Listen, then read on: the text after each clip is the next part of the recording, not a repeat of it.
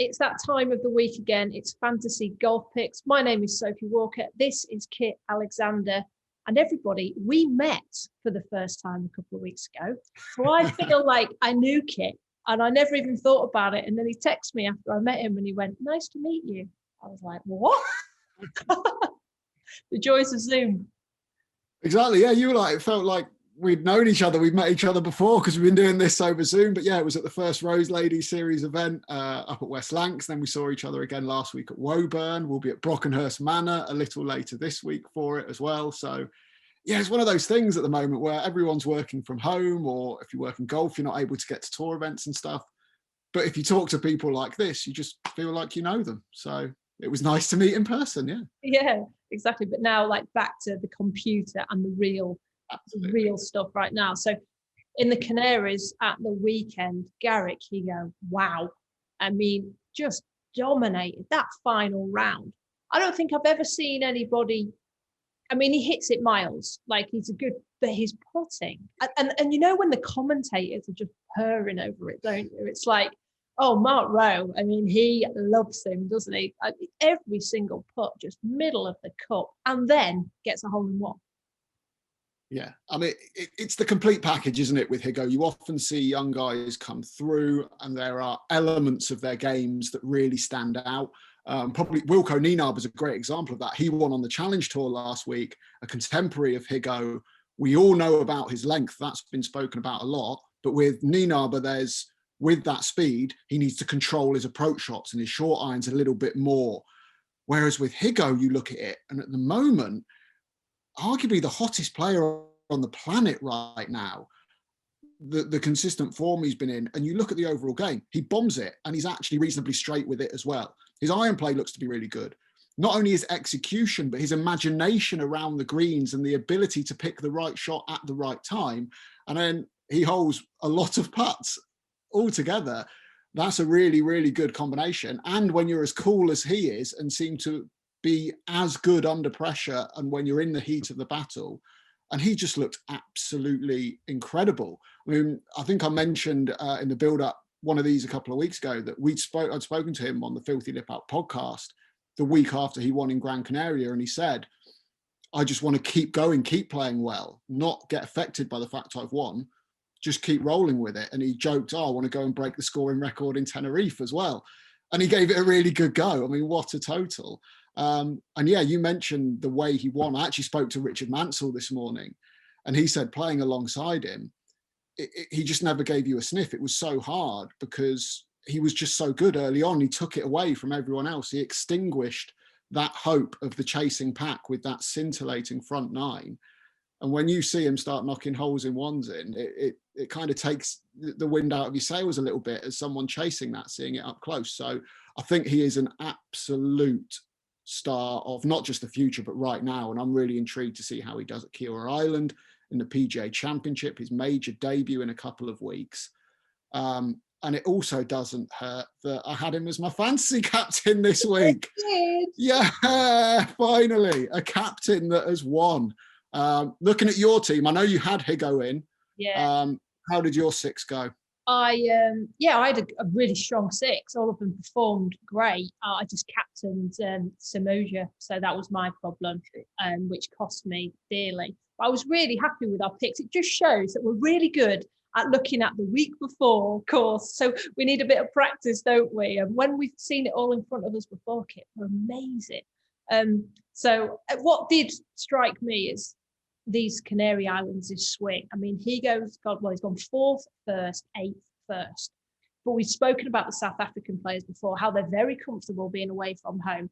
5 out of the last 6 European Tour wins have come from South Africans. 3 of the last 3 Challenge Tour wins have come from South Africans. They're really comfortable with it. I know you spoke to Richard. I thought Callum Hill as well. They're going to learn so much from this weekend because they got themselves in a position and they didn't finish it off. I mean, Callum, the first few holes, I think, cost him yesterday. But it's all right saying, oh, it's a learning curve. But then you're looking at Higgo, who's 21. And he's like, no learning curve here. I'm just going straight to the top. So I think they'll think to themselves, I can't see this as learning. I've got to go out and grab it. And hopefully they'll get more comfortable with that position and moving on to the British Masters at home. And I think that they'll benefit from that. But interestingly with Garrick, he's not played in front of fans yet, has he? You think he's world number 67 and hasn't teed it up in front of fans. So he's going to go to the USPGA. There's going to be 10,000 fans there a day. He's with the big boys now. And we saw with what Rory was saying yesterday with his win that fans are coming back. I think we're going to start seeing a slight change not in the winners, because you've still got to be really good to win. But I do think the fans make a massive, you can really stay in your own head. Sophia Popov spoke about this when she won the Women's British Open. But when you've got fans there and somebody's telling you you've got a one-shot lead, or they're cheering you, or you're standing over a 10-foot putt thinking, if I hold this place is going to erupt. There's going to be a definite change. Unfortunately, this week, we haven't got fans at the British Masters, which is gutting, absolutely gutting. I know you've played the Belfry recently, so have I. What do you think of it? It's the Brabazon, isn't it, this week? It's the Brabazon. Well, I did a video shoot there with Alex Elliott. So I didn't play it, but I saw him hit some shots and I was there around the place. So, and you played it a little bit before that. So did you see the new tees that have been put in on 10 and 18 when you were there? No, because I played off the forward tees, Kit. So they were. That's a very good point. So, well, I would have, if I was playing as well, I'd have been very much off the forward tees. So the 10th tee is what? That by the putting green, maybe? So the 10th tee, they've moved it further back and to the right as you look at the hole. So it's more of, they describe it as the Seve line. So if you remember, Seve, I believe, was the first person to knock it on that 10th in one. So they basically tried to go back to that original line that he had, which is a bit straighter at it rather than coming in, and added length to it. On 18, they've moved it back and right and slightly elevated. The theory to that being that last year when we had the ISPS Handa UK Championship there, which was the first pro event since 2008 for the men's European Tour at the Belfry, there were players that 18th tee used to be scary and intimidating, and there were players that were getting away with pulling it a little bit, still carrying the water and actually chasing it really far down there. So that took a lot of the danger out of the second shot as well.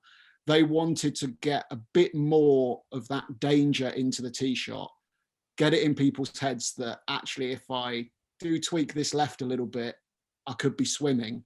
Of course, the distance they hit it and the quality of the guys these days, they'll still be able to be aggressive offensive. That is a good point, because when I play the Brab and when you play the Brab, it's the tee shot is so crucial, because, the water's very much in play, and then you push it out to the right and you either catch those bunkers or you're a bit short and right, and then you're struggling to get over the next bit of water in two. Exactly. For me, I think I'll hit drive a hybrid into 18. Yep.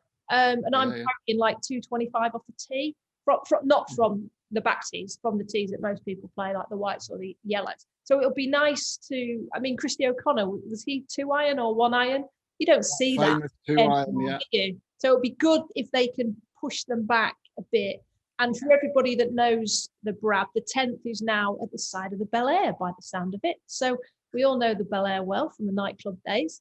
But that'll be cool. That'd be nice to see it maybe slightly more protected. When I was there, they'd put a lot of sand on the golf course and they were praying for rain. And wow, we got it, didn't we? So there'll be a huge change from when I was there. You could actually see the sand flying up on the fairways, and this will all have bedded in. It'll be quite lush. It'll be playing longer. The weather's not amazing this week coming. It's kind of a northerly wind to start with, and then it switched to a southerly at the weekend. But because it's soft, they will be throwing darts. I mean, it might feel like long to me and you and to the average player, but when it's soft, these guys rip these. And we've got to remember the Brab is still a resort course.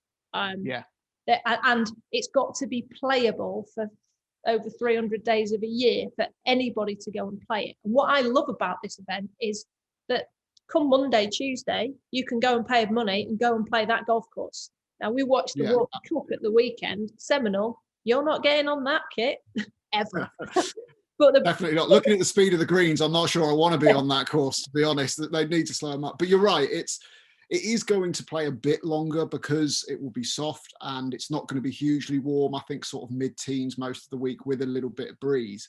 But it's only 7,232 yards at par 72. So yes, a bit longer than we've seen in the Canaries the last few weeks, but they're very much at the short end of the spectrum for a pro event. So yeah, it's not going to play crazy short, but it's not long. When you think Kiawah Island the week after is going to be 7,800 yards, that puts it into perspective. But also at the Brab, like it's my Brab, there's a lot of dog legs. So you can cut a dog leg off. So I was quite surprised when you said 7.2, but they'll be able to cut a lot of these off because the vast majority of the holes at the Brabazon are dog legs. And having played it last year, they're going to have a feel for it. And you get to stay at the hotel at the Belfry, so everybody's on site, which players do like, and there'll just be a nice feeling of, oh, we did this last year, we're coming back. The field's better than I thought it was going to be. Got to say, there's a few players that have come back for it, like the big hitters. We've got Bob McIntyre, Danny Willits, the host, Martin Keimer's coming over, Wiesberger's coming over. So in terms of players for this week, what are you doing, Kit? Are you starting again? Or are you going to take some from the Canaries over to play the British Masters? What's your theory on it all? I think there's got to be an element of taking the form from the Canaries. There were guys that have played really well out there. Dean Burmester's an interesting one in as much as this will be his fourth event on the spin, whereas there are some guys that played the first two events in the Canaries, took last week off, and then have come back this week, so might be a bit fresher. Another thing to add in is it is a Wednesday start, so it's Wednesday to Saturday, which is unusual and obviously means for fantasy golf, you need to get your team picked by midnight on Tuesday night. So a little bit of a shorter lead into it. So that's going to be interesting. Basically, in terms of analysing the course, there wasn't a lot of rough when I was there, but of course there are trees. I think probably distance is a bit of advantage. As you mentioned, you can cut off dog legs and there are certain spots, all of the par fives are reachable in 2. Obviously, the less club you can go in there with, the better. And I think I'm looking at statistics wise, obviously form is great, but I like someone with a little bit of length, but not terribly wild. I want to see an accurate iron player because the greens aren't massive and there are some undulations in the bigger greens. They're broken up into tiers. I mean, the 18th is a perfect example. It's a big old green, but you do not want to be on the wrong tier there because that makes it very difficult.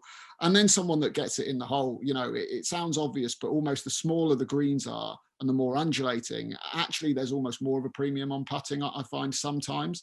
And I think it's going to be relatively low scoring. The ISPS Handa UK Championship that was there last year was 14 under.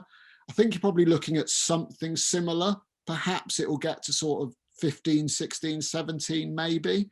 Because as you say, it'll be softer than I think it was last year. And while that will make it play a little bit longer in scoring terms, because it makes players able to be more aggressive with their lines off the tees, it's not going to bounce out into the rough or the trees, and be more aggressive and land it quicker on those greens, I think you'll see more aggressive play.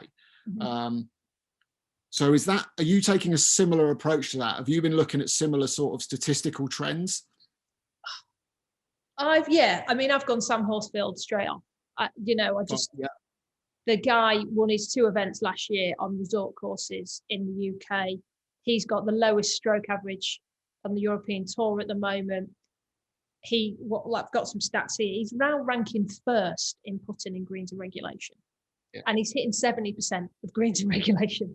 So exactly what... And if you're putting well as well, you're going to make a lot of birdies with that, aren't you? Yeah. I mean, he went over and played Valspar, missed the cut. That's why we've not seen him in a bit. So he'll be back. He'll have kind of enjoy, I think, being big fish, small pond again. And I just think he'll carry on the momentum. So he's straight in for me in my team. But yeah, you're right. I've got a decision to make of, do I go with people that have played well in Gran Canaria? Or am I thinking, do you know what? almost totally different. I can feel like they were in their own bubble over there, and now they're going to kind of come out of it and come over to Britain. So I'm now looking, for me, of players that enjoy playing in England. And straight away, hasn't got a lot of form this year. I'm going Andy Sullivan because he's localish. But last year, in all of the events that were played in England, he top 10'd in them all. So the Wentworth, Hanbury Manors and everything. So, I mean, what was he? -27 to win at Hanbury Manor. As I say, form this year, I mean, he's 7 out of 7 cuts. He's not doing anything wrong as such. He's just not setting the world alight. Another guy that hits 70% of the greens in regulation. And I just think in England, Sully just plays so good. So that is really on no form. I've not taken any of his Gran Canaria form into consideration, but I just want to put those two in because of that. Sure. No, I'm with you on Horsfield. To plug the Filthy Lip Up podcast again, I spoke to Sam for that. John Morgan and I spoke to him last week for that, and he was feeling really good, really confident about what's to come this summer. He'll be going over to the PGA as well. He's made some swing changes. Inconsistency was his big thing. That the good weeks were really, really good, but there could be the down weeks, and he missed his fair share of cuts. He's made some swing changes. He's more consistent. He's confident. He's putting lights out this year, as you say. We know about his ball striking. He's in for me as well. Bob McIntyre coming over. I think he's got to go in. Always impressed with him the more and more I see of him. And again, in a field like this, he's now going to be firmly established amongst the favourites. I think a lot of people will miss him because I've looked down at the entries and I actually thought to myself, I saw him on the poster. Where is he? Yeah. He's quite low down in he's the scrolling down through the exemption categories. So he's quite low down, but he is low down, but you've got to get him in. I mean, he's in there. You've got next to get him level in. At the minute. Another Brit who I'm going to put in, and we've spoken about him a couple of times before, Jamie Donaldson, just playing really well. I like his fit at the Belfry because he's at the somewhat later stage of his career than perhaps a few of the other guys in the field. He's seen the Belfry a bit more. He played there between 2006 and 2008 when there was the British Masters there previously. So I like Jamie Donaldson this week. He's going in. Torbjorn Olesen, I thought, was looking really good in Gran Canaria, putting fantastically. He finished 17th at the ISPS Handler UK Championship last year as well. So that was his best finish of that little period. So it shows there's a comfort level there at the Belfry and he likes it. And his form in those couple of events in Gran Canaria that he played has been really good. And at the top end, I'm putting Martin Keimer in. I've got him written down. He came third there last year, didn't he? He did. I didn't put him in for Austria a few weeks ago. He had a very good run there. That was the last time he played. But I like I think he is on a bit of a resurgence. Are we going to see him winning majors and getting back to world number one again? I don't think so. Are we going to see him back in the top 50 in the world and a European Tour winner again? I think we are probably in the not too distant future in this field, at a course that he has played well at before.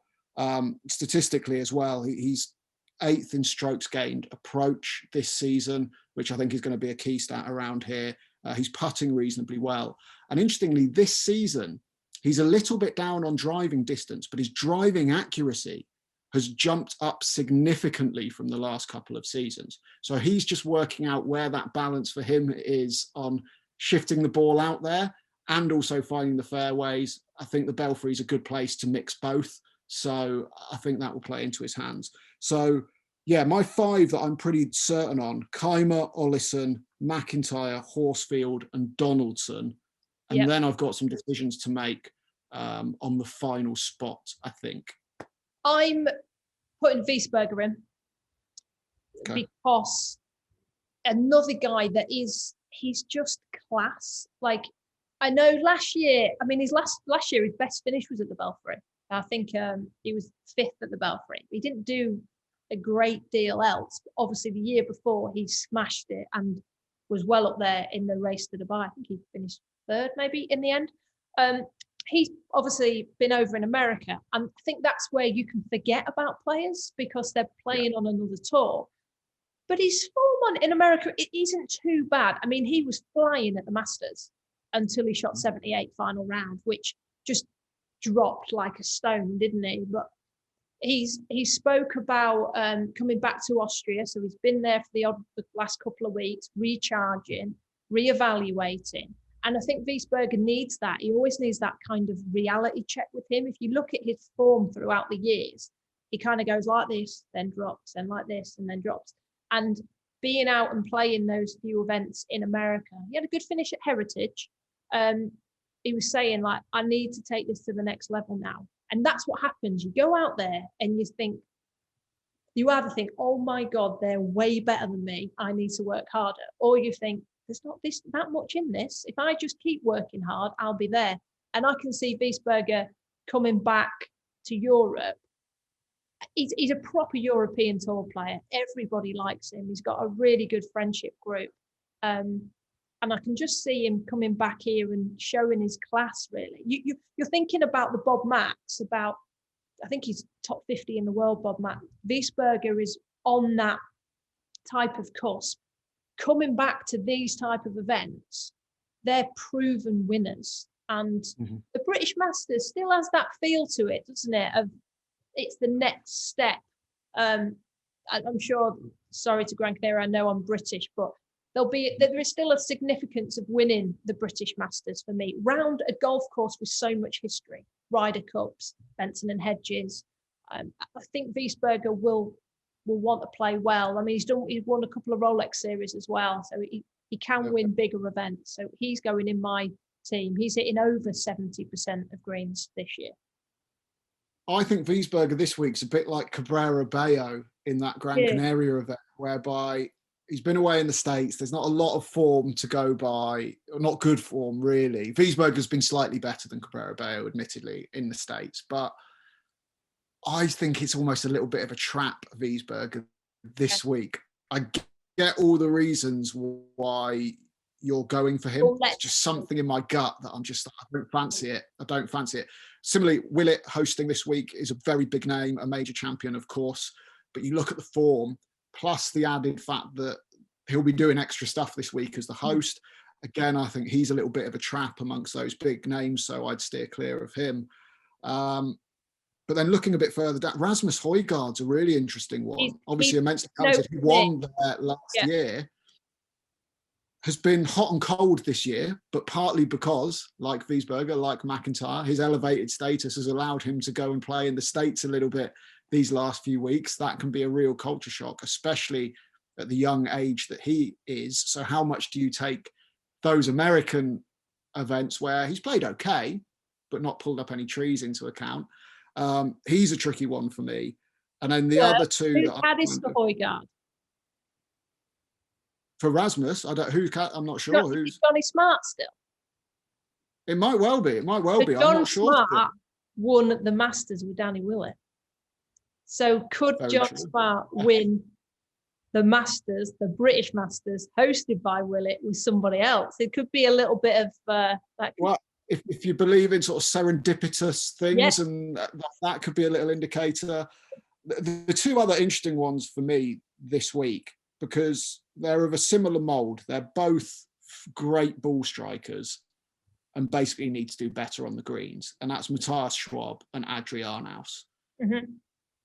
They both give themselves lots of chances and make lots of birdies. Schwab, because of just the out-and-out quality of his approach play. Arnaus, great ball striker, super aggressive. But obviously that can lead to, the odd 9 and 8 and things like we may have seen from him in the past and last week. I don't know that Schwab can get away with putting like he has been this year at the Belfry and contend, or that Arnaus can get away with making the mistakes he has been in the odd event this year. With a little bit more world ranking quality. Yeah, so for me, they're right there on the cusp, but I don't know. And then the two Scottish lads who look really good at the moment as well, beyond McIntyre, Callum Hill and Connor Syme, both making really good accounts of themselves early this season. Both similarly in my mind, in as much as, they mix a fair share of top tens with a fair share of missed cuts and not a lot in between. So it's always a bit of a punt with them. They're either going to have a great week or a bad week. Hill was 9th, it's worth noting, at the Belfry last year. So again, they're two guys that I think are well worth consideration this week as well. Yeah, my two that are also I'm looking at, Sean Crocker, because I like him at the minute. I like what he's doing. Sean Crocker. And if you've got to pick a South African, there aren't as many in it this week. But I mean, form suggests that you might need to put one in your team. I would put Justin Walters in because he hasn't done what the other South Africans have done this year. So, and he's always there celebrating at the end with them, isn't there? So he's going to want a piece of this. He played well there. Yeah, came second last year. So obviously got nice course form and will be kind of less tired, I suppose, than the Dean Burstmeisters, that type of player that, like you say, has been in contention continuously. Although it's great, it does get a bit tiring. So he would be my South African if you want to put one of those in. Cool. All right. Captains. Have you got someone that you went Horsfield very like you were straight in with Horsfield for the picks in general?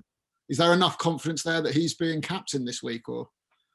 Yeah, there is absolutely. So I'll apologise now, Sam. No, actually, last time I captained and he came fourth, so he's my most successful captain. So I'm going to stick with Horsfield captain. What about you? I like that. Do you know what? This week, there's no one immediately jumping out of me as that's your main man, that's your captain. I think I'm erring between Horsfield, Bob Mack, and Ollison. Okay, Bob Mack. But there's no one at this stage that I'm looking at and they're immediately jumping out. I'm going to percolate it for a little bit longer, but they're the three I'm probably looking at. And then obviously I've got that last person to fill into my six as well. But yeah, interesting dynamic this week. As you say, you've got a lot of players coming over with form from Gran Canaria, a handful of the bigger names who we haven't seen on the European Tour that much in the last few weeks. How do you balance your team? I'm thinking kind of a bit of a split between the two is probably the way to go. And I think that's reflected in my lineup. And also, I just think it's Ryder Cup year. If you're coming to play in Europe as one of those type of players that we've spoken about, you're going to be ready to play because there's no point wasting a week. You need these Ryder Cup points. That's why I'm going towards that type of player. They're choosing to play. They're ready to play. Mm-hmm. That's what I'm going with. Right. I just want to say a quick shout out to last week's winner, Happy Cusp. He got nearly 1,500 points and picked Maverick Antcliffe in his team. That was a masterstroke. Well played. So if somebody like that comes up on tops this week and pulls one out of the air, fair play, everybody. Antcliffe has been trending all right. You look in his ball striking categories, he's been up there all season. It's just been putting 4 rounds together. But I think he's a big talent. Yeah, but to put him in your 6. He was nowhere near getting in my 6. So credit. He wasn't even in your 26 kit. Let's be fair. No, he would actually. I reckon if it was a 26-man team, Maverick would have been in there. He's been on my long list quite a lot this year, writing him down just to see what he's been up to, but has never quite made it. For anyone that hasn't seen Kit's list, it's a notebook. It's full on research. I've progressed to digital. Oh yeah. I'm old school. Yeah. All right then, Kit. Well, like you said before, you need to get your team in Tuesday night because it's a Wednesday start, which will throw everybody. But that's because of the USPGA, the major next week. So get your teams in. Good luck, everybody. Let's hope we've picked the captain again this week because that was impressive. We've done all right so far. I feel like we're back in the game. We had a couple of lullish weeks, but I've got high hopes for the Belfry, that's for sure. All right, thanks everybody for watching. Cool. Click the like button, click the subscribe button, comment below. Kit's way better at replying to you than I am, but I will look at it. And we will see you next week for the second men's major of the year.